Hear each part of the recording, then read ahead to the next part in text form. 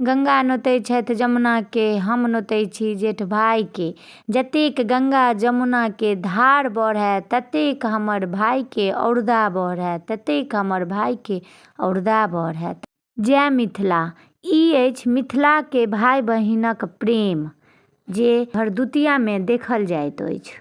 भरदुतिया अर्थात भाई दूज कार्तिक मास के शुक्ल पक्ष क द्वितीया तिथि क मनायल जाय वाला हिंदू धर्म के पर्व अछि, जकरा यम द्वितीया भी कहल जाइत अछि।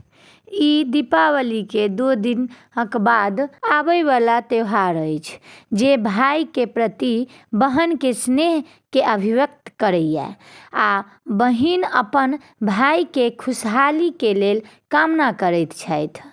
भरदुतिया के लऽ कऽ ई मान्यता प्रचलित है कि एहि दिन भाई के तिलक लगा कऽ प्रेम पूर्वक भोजन करैला सँ परस्पर जे छै से भाई बहिन में प्यार आ प्रेम बढ़ैया आ भाई के उम्र जे छै से हो लंबी होइत अछि। चूँकि एहि दिन जे छै से गंगा मैया अपन भाई यमराज सँ वचन लेने रहथि जे आइ भाई दूज मनेथिन हुनका यमराज के भय सँ मुक्ति मिलत आ भाई के उम्र आ बहिन के सौभाग्य में वृद्धि होयत।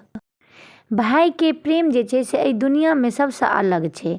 बहिन के प्रति बचपन से ही चिंतित रहे छथि भाई, ओहि भाई के प्रति प्रेम प्रकट करे के जे छै से बहिन के लेल ई सबसे अच्छा अवसर रहैया। एहन ई अवसर छोड़ दोसर कोनो अवसर नहीं रहैया। जतेक महत्व रक्षाबंधन के अछि, ओतबे महत्व भाई दूज के भी अछि।